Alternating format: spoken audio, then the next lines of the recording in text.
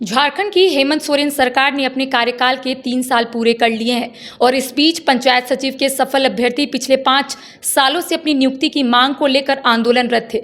लेकिन इस बीच एक खुशखबरी उन्हें मिली है। पंचायत सचिव के सफल अभ्यर्थियों की नियुक्ति 24 मई को होगी। मुख्यमंत्री हेमंत सोरेन नियुक्ति पत्र भी बांटेंगे। इस वक्त इसी मसले पर बात करने के लिए हमारे साथ मौजूद है महागामा विधायक दीपिका पांडे सिंह। अमीनी से बात करेंगे, जानने की कोशिश करेंगे कि पंचायत सचिव के सफल अभ्यर्थियों के लिए आप लगातार अपनी आवाज़ को उठाती थी। आपका कहना था कि उनकी नियुक्ति होगी, उन लोग घबराए नहीं। अब नियुक्ति भी होने वाली है, क्या कुछ कहिएगा? देखिए, आपने जैसा कहा कि इस सरकार के 3 साल पूर्ण हुए। इन 3 सालों में इस सरकार के बहुत सारे अचीवमेंट्स रहे। हम लोगों में अगर आज के दिन अगर कोई कमी बता सकता है जिस काम में हमें तेज़ी लाने की ज़रूरत है, मैं लगातार इसके बारे में मुखर रही हूँ।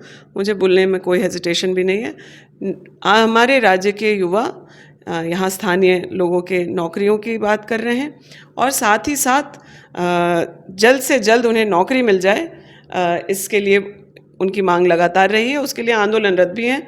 वो उनका संवैधानिक अधिकार है, उन्हें ये करना ही चाहिए।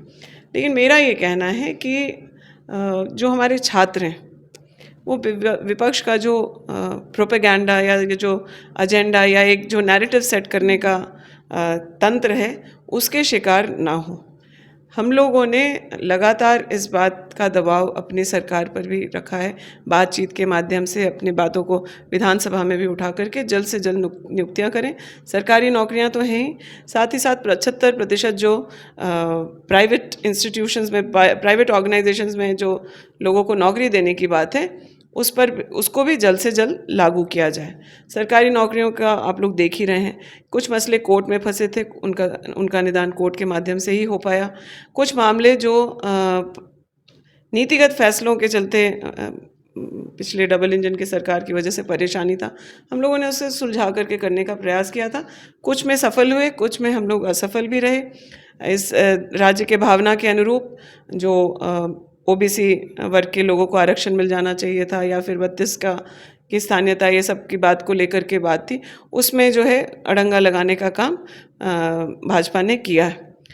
मैं छात्रों को यही आश्वस्त करना चाहती हूँ कि आने वाले दिनों में 3 महीने के समय में, मैक्सिमम 6 महीने के समय में जितने भी विभागीय रिक्तियाँ हैं उस पर बहुत सार्थक पहल चल रही है। उसका डे टू डे मॉनिटरिंग हमारे विधायक दल के नेता हैं, चाहे हमारे मुख्यमंत्री हैं, वो लोग लगातार इस बात पर नज़र रखे हुए हैं कि जल्द से जल्द सारी रिक्तियां पूर्ण हो और जो हमारे राज्य के युवा हैं जिस अवसर के उम्मीद में उन्होंने महागठबंधन की सरकार को मौका दिया था वो हम लोग पूरा कर सकें।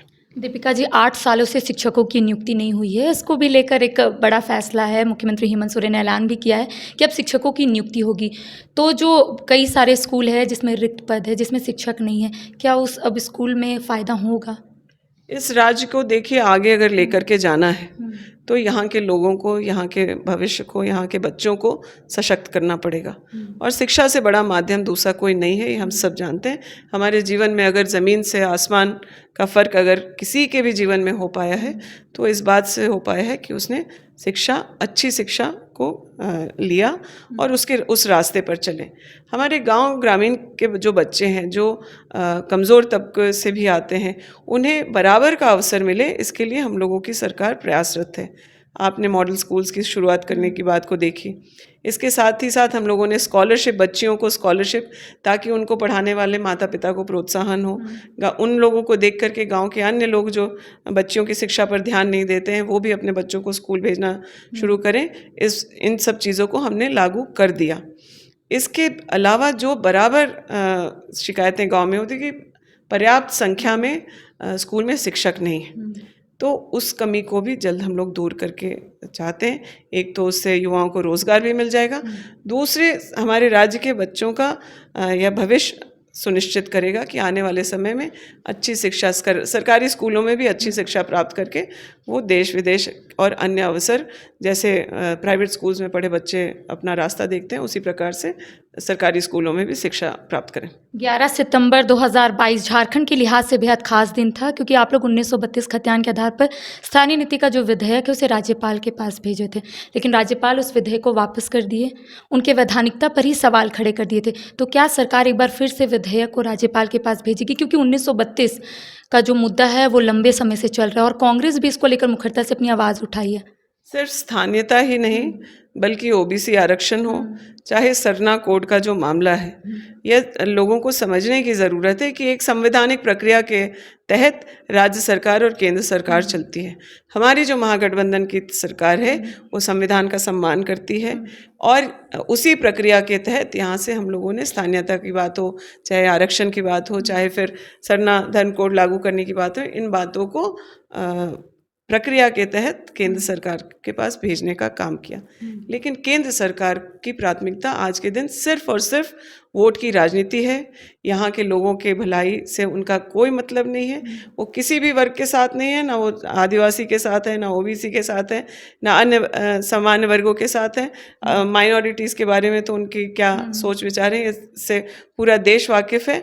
उन्होंने अपने वोट की राजनीति को बिगड़ता हुआ ना देखने के लिए हमारे चीज़ों को वापस किया है। सार्थक पहल अगर वो करते, आज राज्य में भाजपा के सांसद हैं, भाजपा के कई विधायक भी हैं, उन्हें जाना चाहिए केंद्र सरकार के पास, प्रधानमंत्री जी के पास, और ये कहना चाहिए कि झारखंड की भलाई के लिए यहाँ की स्थानीयता जो यहाँ के लोगों के भावना के अनुरूप होनी चाहिए। यहाँ पर आबादी अगर ओबीसी की अधिक है तो उन्हें उनका अधिकार मिलना चाहिए।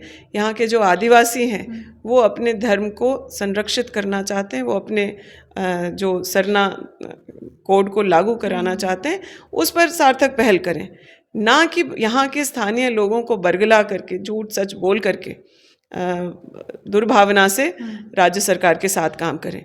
आप देख लीजिए इस राज्य में किसी सिर्फ जाति धर्म के लोगों की बात नहीं है, महिलाओं के साथ केंद्र सरकार ने लगातार गलत करने का कोशिश किया है। कई सारी योजनाएं केंद्र सरकार के द्वारा फंडेड होता है, उसमें राज्य सरकार का भी पैसा लगता है, लेकिन मुख्य मेजर पार्ट केंद्र सरकार। ऐसी तमाम योजनाएं जो जिसमें महिलाएं लगी हुई थी, चाहे वो पोषण सखी की बात हो, चाहे तेजस्विनी की बात हो, चाहे आंगनबाड़ी की बहनों का भी वो पूरे देश में चाहे तो एक साथ पैसा बढ़ा सकते हैं या उन्हें एक सम्मानजनक निदान तक पहुंचा सकते हैं, सैया हो। इन सभी महिलाओं के साथ भी हम लोगों के जो ये केंद्र सरकार की महिला विरोधी सरकार है वो कर रही है। आरक्षण का मामला लंबित है। केंद्र सरकार लगातार यह साबित कर रही है वो किसी भी वर्ग के साथ नहीं है, उन्हें सिर्फ चुनावी राजनीति से मतलब है, जोड़ तोड़ के सरकारें बनाने से मतलब है और जनता की भलाई से उनका कोई सरोकार नहीं है। लेकिन हम लोगों की सरकार इनके सामने किसी भी तरह से झुकने वाली नहीं है और हम लोगों ने जो जनता को वादा किया है उसका निदान हम लोग संवैधानिक तरीके से हासिल करेंगे। पिछले साल कई ऐतिहासिक फैसले मुख्यमंत्री हेमंत सोरेन की ओर से लिया गया, चाहे पुरानी पेंशन योजना लागू करने की बात हो, और तमाम ऐसा उन्होंने फैसला लिया जिससे राज्य के लोग काफ़ी खुश हैं। कई ऐसे वादे हैं जो फिलहाल पूरे नहीं हुए हैं, तो क्या सरकार उसको भी लेकर कुछ पहल करने वाली है? बिल्कुल, मैनिफेस्टो में हम लोगों का कुछ वादे हम लोगों के यहाँ थे, कुछ वादे जेएमएम के अपने पार्टी के अनुरूप थे, लेकिन हम दोनों के मैनिफेस्टो को मिला करके जो चीज़ें राज्य सरकार के लोगों को मिलनी चाहिए वो हम लोग सुनिश्चित करेंगे। हमें 5 साल का मैंडेट झारखंड की राज्य में लोगों ने दिया है, लेकिन भाजपा वालों को बहुत जल्दी है कि कहीं अगर एक एक करके चीज़ों को हम लोग करते गए तो कहीं उनका वोट जो है कहीं खिसक ना जाए, तो वो एक एंग्जाइटी लोगों में, हड़बड़ाहट पैदा करना चाहते हैं। लेकिन जनता को देखना चाहिए कि कोविड के बावजूद आज राज्य की ग्रामीण सड़कें लगातार बन रही हैं, जो पिछले डबल इंजन के 15-17 साल की सरकारों में नहीं बनी। पेंशन को लेकर के मैं कहती हूँ आप लोग तो महिलाएं मेहनत करती हैं, आप लोग गांव घरों में जाएं, आप बुज़ुर्गों से पूछें कि क्या आप पहले पेंशन के लिए कितने सालों से प्रयासरत थे और आपको अभी पेंशन कितने समय में मिल गया है।